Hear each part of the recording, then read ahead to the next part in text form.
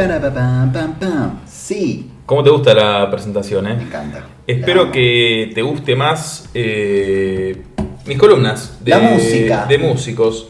Sí, volví a traer nuevamente, fue cortito, ¿viste? La otra vez traje discos, pero volví a traer, en este caso, una Te dio un música. pedo en la mano. Sí, volví a traer un caso,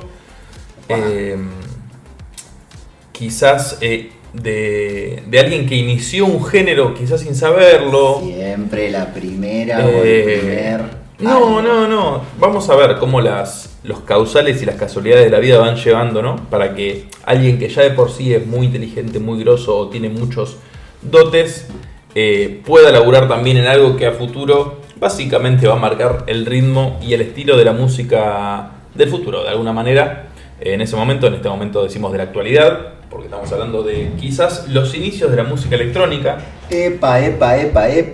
En su momento hablamos del theremin, Sí. que era un instrumento electrónico. Sí. León Theremin. Que obviamente, se fue infiltrando en la música en general y después terminó mejor acomodado en la música electrónica, pero no es música concreta. ¿A qué me refiero con música concreta? Que el theremin es un instrumento con el que solo tocas el theremin. Acá vamos a hablar de la música concreta, que es más la unión de sonidos o la transformación de sonidos ordinarios o musicales que terminan transformando una obra. Ajá. Armando un género. Armando Subcombinación. un tema, armando una canción, armando de mínima algo, una célula musical, llamémosle, sin ser una banda o sin tener la necesidad de que haya instrumentos formales sonando. Ahí va. Por eso vamos a hablar de Delia Derbyshire. Delia. No te digo claro, capaz. De Delia Derbyshire. Derbyshire. Le vamos a decir Delia toda la columna para ahorrarnos mi inglés. Ella es Anne Delia Derbyshire. Ajá. Nacida el 5 de mayo de 1937. Bien. Para que contextualicemos un poquito, ella nace en Coventry. Coventry es una ciudad inglesa, no sé si aclaré, que en su momento, en plena Primera Guerra Mundial, es bombardeada porque en Coventry es el pueblo donde se traduce el código de los nazis, el famoso código Enigma. Ah. Entonces Churchill, Fijas. Churchill, primer ministro inglés, lo que hace es dejar bombardear el pueblo para que los nazis todavía no sepan que ya les habían sacado el código, digamos, el código secreto con el cual ellos se manejaban y bombardeaban. Ajá. Entonces ya establecemos que la infancia de Delia es atravesada por este bombardeo, por eso mismo lo comento, si no lo traería acá, a sus 3 años. Ok. ¿Por qué ya meto esto? Primero porque obviamente es la preinfancia de alguien, de una personita que a sus 3 años ya está con no solo bombardeos, sino un momento en esa época de guerras, de muchas alarmas. Sí. La gente se manejaba con alarmas. Vos tenías una alarma de que se venía un bombardeo, vos tenías una alarma de que estaba todo bien, todo era sonido externo. Ajá. De esto, de alerta, ¿no? Bueno, ella se cría un poco en este ambiente, después obviamente preguerra, pasa toda su infancia pre-Primera Guerra Mundial. Ella estudia en la escuela secundaria Bars Hill School and Community College Salió muy bien. en Coventry. Bastante bien. Hoy va a haber mucha palabrita en inglés, inglés. y es en Inglaterra esto que va a ser. Gana una beca para estudiar matemáticas en Girton College, en Cambridge. Y después de un año se cambia al estudio de la música y obtiene una licenciatura en matemática y en música. A todo esto, ella tanto en su... Acá hace todo el mundo. Un cerebro... Matemática y música. Ella desde muy chica desarrolla un talento musical, tocar el violín, pero también su instrumento predilecto era el piano. O sea, ella ya de chica empieza a formar lo que va a ser de alguna manera, concertista o multiinstrumentista, una persona que toca muchos instrumentos, o sea que tiene un manejo ya con la música más que con el instrumento. Lo que pasa con tus columnas es que si vos tenés 20 y escuchás esto, cualquier columna tuya es como si no arrancaste a los 2 años, no vas a ser Está bien, no vas a pasar a la historia. Porque para mí tiene que ver todos porque y todas arrancan a los 2 años. Sí, para mí tiene que ver una cuestión muy de la historia, de que, digamos, como que había cosas mucho más direccionadas y no tan abiertas como hay hoy en día, que casi que podés aprender lo que quieras o mamar de lo que quieras. Tirate una soda para la gente. Y que en esos momentos quizás se te iban imponiendo de alguna manera más cosas. Y también son personas, son individualidades que también en su vida, por eso también las traemos y por eso fueron lo que hicieron, fueron teniendo hechos que les fueron cambiando, para bien o para mal, llegar a esa suerte de éxito o no, o reconocimiento o no. Bueno, como decía, sale de la Universidad de Derbyshire, donde ya obviamente se había graduado, en 1959, y solicita un puesto en el sello discográfico Decca Records, donde le responden básicamente que no contratan mujeres. Lavar los platos, te iba a decir. No contratan mujeres para su estudio de grabación. En 1959, Delia ya se empieza a dar cuenta que siendo mujer la carrera musical va a estar en su vida. No en su vida va a estar seguro, sino en su vida de subir. Sí. Desde junio a septiembre de 1959 trabaja como profesora de música y matemáticas, las dos cosas, en Ginebra para el cónsul general británico. De septiembre a diciembre del mismo año, de 1959, trabaja en la Unión Internacional de Telecomunicaciones en la ONU, en Ginebra, en el puesto de asistente del jefe de plenipotenciario y administrativo general de radioconferencias. Para traducir un poco, en general se dedicaba sobre todo más también a lo que era lo técnico. Ajá. No solo una cuestión de conocimientos prácticos, musicales, sino también ya técnicos por su matemática. Ajá. Justamente muchas máquinas de telecomunicación que funcionan por fórmulas, etc. Ahí va. En 1960 regresa a su pueblo, a Coventry, y entre mayo y octubre de este año se desempeña como asistente en el departamento de promoción en la compañía editora de música Bossey & Hawkes. Todo esto para ir viendo cómo va teniendo de alguna manera su currículum, hasta ahora como una hija de vecino, digamos, pegando varios laburos, yendo de acá para allá, intentando ver dónde carajo encontrar un resquicio para ser ella de alguna manera, más allá de profesora, ¿no? Sí, para su arte. Totalmente. Para su costado musical. Y finalmente, después de estar en esta compañía, finalmente en 1960 se incorpora al taller de la BBC de Londres, estación en su momento de radio, que posteriormente va a ser también de televisión.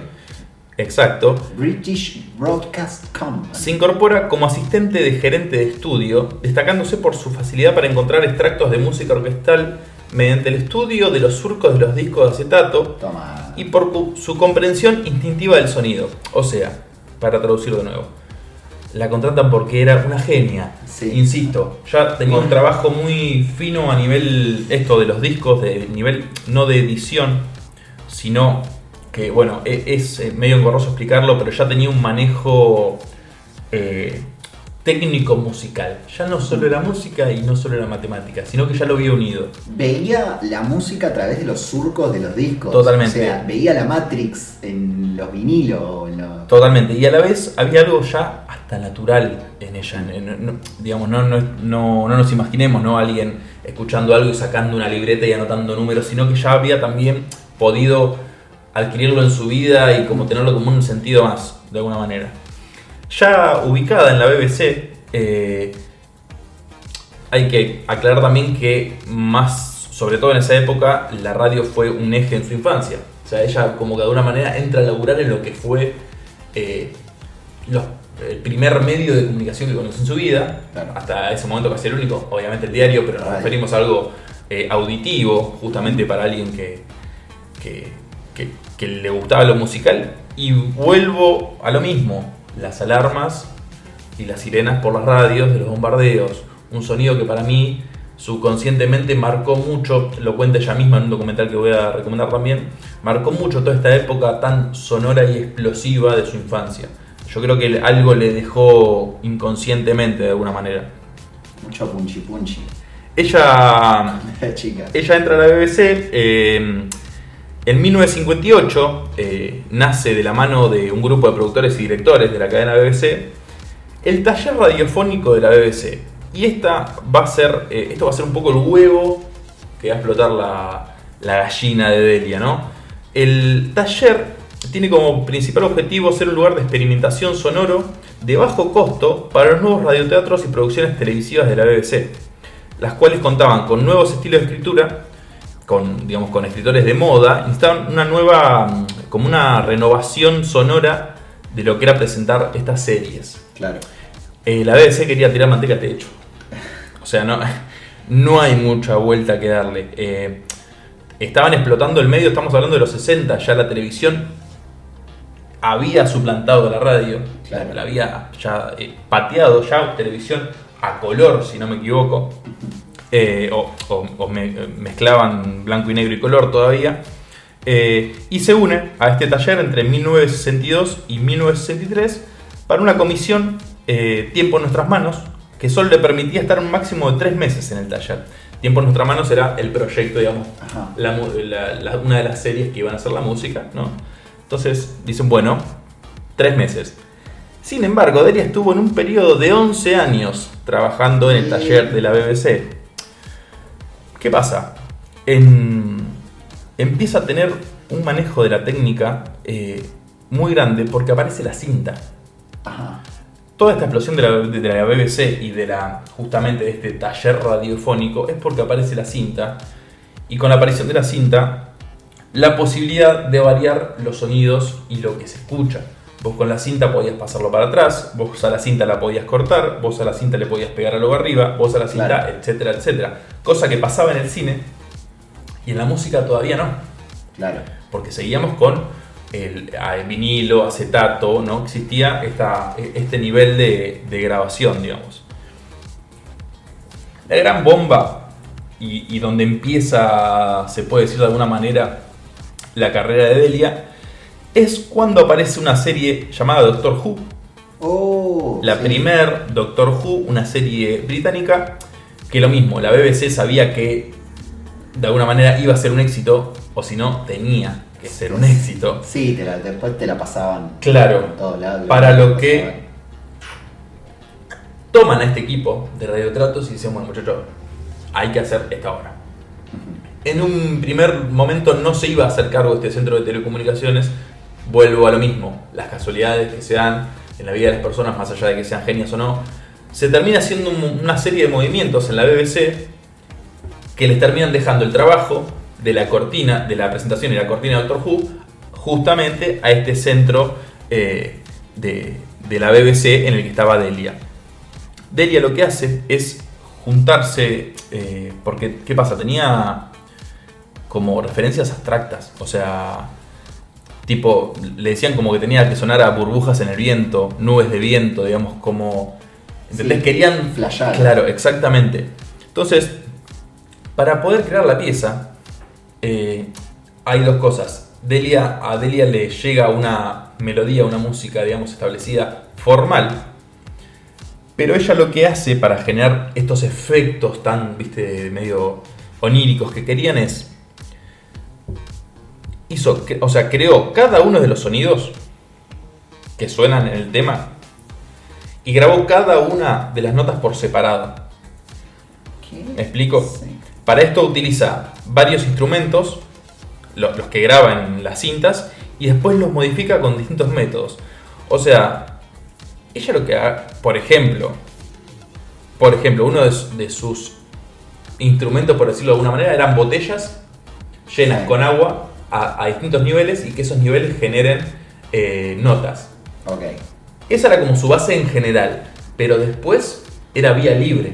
Podía agarrar la tapa de una olla, pegarle y modificar esas ondas. Podía agarrar algo de madera, hacerlo sonar, grabarlo, modificarlo, cortarlo, pegarlo, darle un reverb, pasarlo para atrás y ralentizarlo. Digamos, todo el espectro que tenía a mano con esas técnicas, pero esto es a mano. O sea, por eso, esto es agarrar la cinta, cortar la cinta, pegar la cinta, ponerla en la máquina. Digamos, no solo era una genia a nivel abstracción sonora, de poder entender que lo que estaba grabando y lo que iba a ir probando iba a ir quedando a nivel rítmico y un montón de cosas, sino que tenía un nivel de utilísima arriba, que era la concha de la era un nivel casi artesanal. Yo creo que artesanal.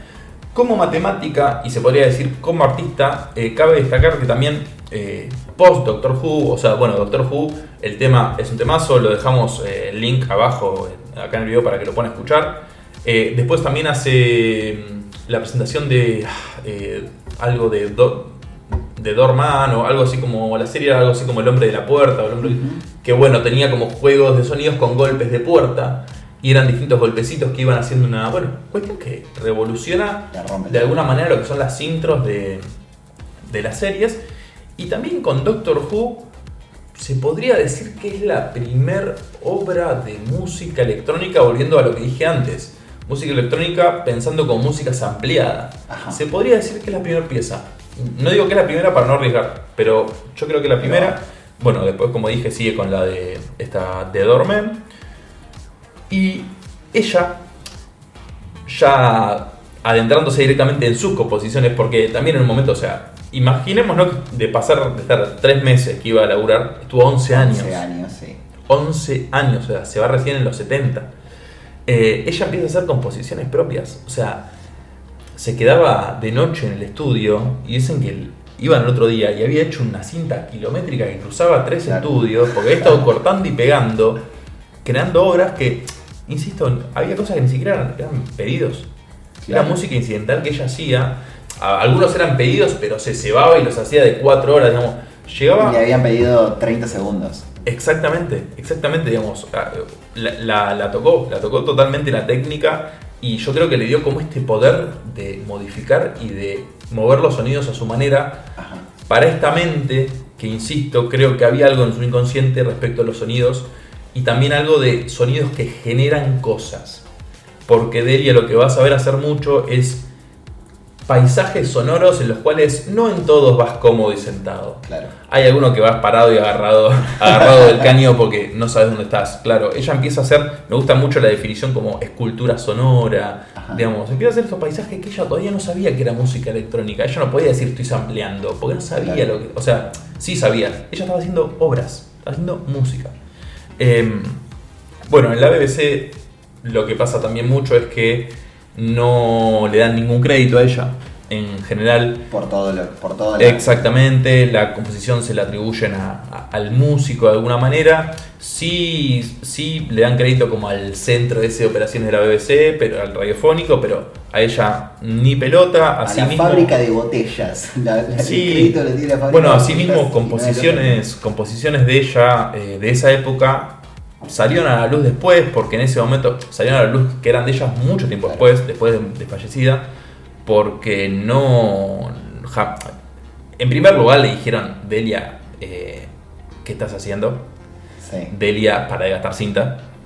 Delia, vamos a suponer que había cuestiones laborales, pero también había cuestiones de la época y de machismo total, de decirle, no, loca, todo es muy lindo, tu jodita de los sonidos, pero no sabemos qué estás haciendo. Acá no hacemos. Porque no existía, sobre todo, porque la música que se hacía era en base a una partitura, o era una banda, o era un coro, pero no había música con sonidos que modificaba a la gente, no existía. Muy loco eso.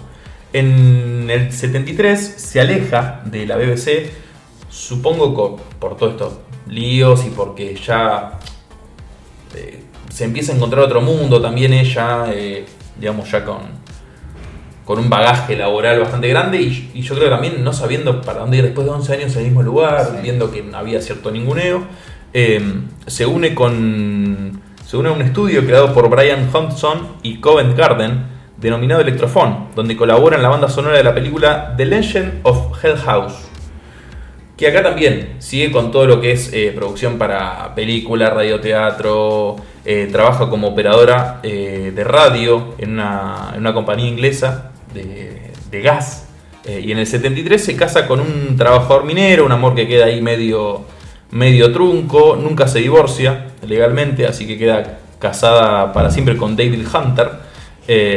Después en los 80 se traslada a Northampton. Acá como vemos, no es que le había quedado una estructura de vida de música a ella, no era conocida tampoco. Claro.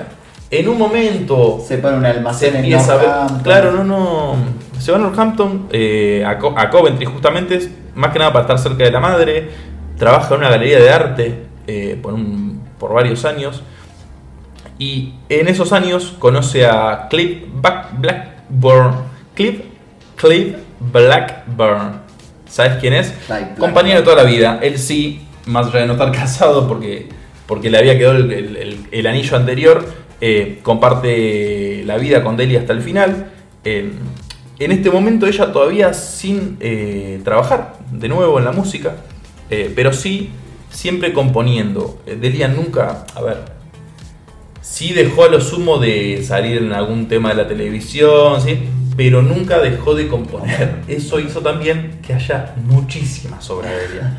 Muchísimas. También dentro de los 60, como también estaba, lo cuento fuera de la cronología, pero es importante que mientras estuvo en la BBC, hizo la Unit Delta Plus, que era una suerte de proyecto que hacía, o sea, porque de alguna manera también se iniciaba lo que es música para películas. Ajá. O sea, pero músicas para películas, soundtrack de alguna manera, cosas que decís, che, voy a hacer esta música para la película, no es que agarro una orquesta y la meto en tu película, no. Entonces, la United Delta Plus promueve se genera este proyecto, y también no solo que hace música para películas, sino que el mismo proyecto de los UNIT promueve festivales de música electrónica. O sea, como está el Festival de Música Electrónica de Watermill Theatre, el Festival de Million Volt Light and Sound, en donde hubo una interpretación de un tema inédito de los Beatles, Carnaval de Luz. Un tema inédito que justamente los hicieron con estas técnicas, claro, ellos mismos. Por eso digo que acá empieza a ver, obviamente en los 60, lo que hizo Delia, empieza a colarse, pero sin su nombre. O sea, nunca tuvo un reconocimiento real y formal en su momento, digamos, en su esplendor de alguna manera. Después también en los 70, que era en el estudio Kaleidofon, que, bueno, proyectos también como paralelos que va teniendo en este trabajo informalmente musical. Y en el 69 finalmente arma una banda de música electrónica, White Noise, y lanzan un solo álbum que tienen, que es An Electric Storm. Sí. La pueden ir a escuchar, lo vamos a dejar el link también. Electrónica. Sí. ¿Qué pasa también? En los 70, principios de los 60, finales de los 60, principios de los 70, aparece el sintetizador, los primeros sintetizadores que a Delia no le van a gustar, no engancha. A ella le gustaba cortar cinta. Claro, sí, se da algo de ella que como que no empieza a confiar de alguna manera en los sonidos, porque yo creo que ella se agarraba mucho de que, bueno, de que estos sonidos que generaba tenían un espacio, por así decirlo, eran reales, sonaban. Y ella ya lo que es sintetización de sonidos no le gusta, le cambia mucho la técnica, o sea, es otra escuela directamente. Y ahí es cuando ya termina de soltar. Por eso después de los 70, digo, más allá de esta banda que es el 69, proyectos de productores, no termina de alguna manera encastrar. Ajá. Alguien que tranquilamente podría haber hecho piezas para festivales. Bueno, después se mete mucho en lo que es medio músicas oníricas de sueños. ¿Para digamos, pelis o para...? En general, muchas terminaron en películas. Ambiente. Sí. Por eso esto de la época de, bueno, ¿qué es? O sea, yo creo que lo que no se entendía de ella y que ella tampoco quizás sabía explicar era, bueno, pero ¿qué es tu música? ¿Qué es como, viste, cómo... ¿Qué me tiene que generar o para qué la haces? Y yo creo que había mucho de sueños de ella. Inclusive hay algo en Spotify colgado que es Afterlife, que es casi una suerte de meditación de ella hablando y una música también de ella detrás. Y mucho el tema onírico, ¿no? Del sonido como un espacio también. Claro. Muy flashero. No sé si lo nombré, que dije que así como muchos artistas, y sumado ella que era matemática, utilizaba mucho la fórmula Fibonacci. La pueden buscar, no es difícil de explicar, pero no me voy a colar con esto. Era algo que muchos artistas lo usaron a través de los años. Digo, Miguel Ángel la usaba, sí. Pero Delia también. insisto, no solo como música, sino también entenderla para mí como matemática. Me parece muy lindo eso, como cada uno se sienta en la fórmula que de alguna manera le queda cómodo. Como dije, Delia pasa, bueno, los 70 totalmente inadvertida, los 80 también en su pueblo. Bueno, decían que su casa en Coventry no manejaba mucho orden, que andaba estaba media loquita, llena estaba de en cierto cintas. rock and roll. El documental muy lindo para ver es Delia Mode, o digamos en medio del modo Delia. Sí. Cortito, muy lindo, 2009 creo. Lo pueden encontrar en YouTube, si no me equivoco vamos a dejar el link acá. Ella misma dice que sintió que el mundo cambió cerca de los 40 años de ella, como que ya no se hallaba. No entiendo nada. Y también yo creo que esas cabezas realmente les afecta de otra manera como el paso del tiempo, o el no encontrarse, o al no haber podido ser aceptado o haber encajado, viste, como que la llevó a algo. Ella también se refiere a que fue como post-feminista, digamos, como que tiene mucha carga ideológica y también de habérsela bancado sola mucho tiempo, más allá de, bueno, de haber terminado la vida con su pareja y todo. Muy duro. A fines de los 90, como decía, se retoma el interés por la música electrónica, alentada por una generación más joven, y a Delia la empiezan a tomar como música de culto. Otro detalle no menor, en los 90, digamos, la gente que había nacido en los 60, quizás criándose con la serie que sonaba de alguna manera los temas de Delia, en los 90, 30 años después, se retoma ese boom, más que nada, no solo de la música electrónica, que ya es que se transforma en género en sí, sino que, bueno, mucha juventud empieza a tratar de buscar abajo de eso que había, quién estaba, y estaba Delia, que por suerte tallada con una cinta. No, por suerte arriba. la reflotan de alguna manera. Ella, alentada por su amigo Peter Kember de Sonic Boom y el artista Aphex Twin, vuelve a escribir música. Sin embargo, no puede completar su obra y no volvió a publicar.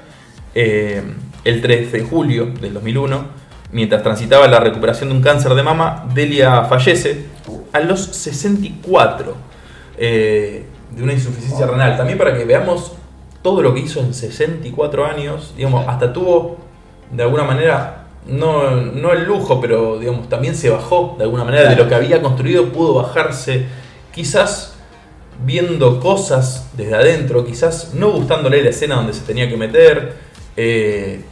Pero sí está clarísimo que Delia no tuvo el sostén o el reconocimiento que debería haber tenido por lo que logró, que se vislumbró al muy poco tiempo. Digamos, no es que ella hizo algo que después de 40 años dijimos como, mira, digamos, lo que ella hizo fue un pie total para todo lo que vino después respecto a música electrónica. No tuvo un padrinazgo de a veces alguien con mucho más prestigio que dicen, che, ojo, que acá está. Totalmente. Mira lo que está haciendo esta piba acá, que la está rompiendo toda, menos siendo piba encima. No, totalmente. Y también digo algo en qué buscaba ella, que así como era música, también era de alguna manera científica. Entonces, le cerraba meterse en una escena de los 60 de rock and roll y locuras y no sé qué, le cerraba firmar para un sello que no sabes en qué condiciones te metes, ¿viste? Como, por eso creo que esos 11 años en la BBC, más allá de que fue un trabajo formal, también para mí era una gran sala de experimentos, de juego de composición para Delia, que por suerte quedó grabada, y hay varias obras también, esto quería comentar, hay muchas cosas sueltas.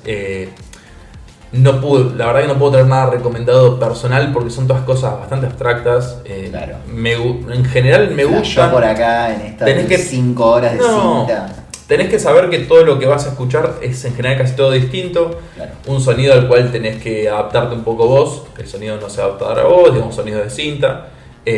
Pero sí está algo muy lindo de que lo pensaba como un...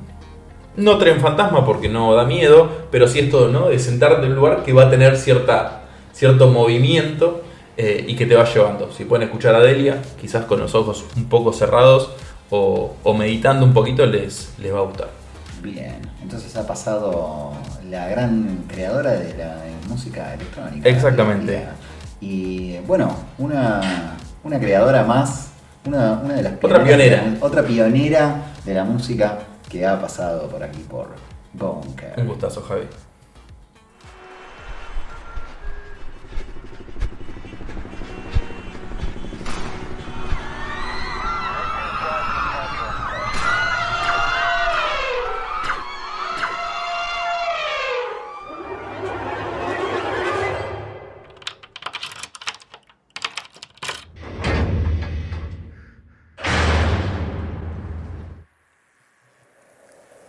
Búnker, un refugio en la catástrofe.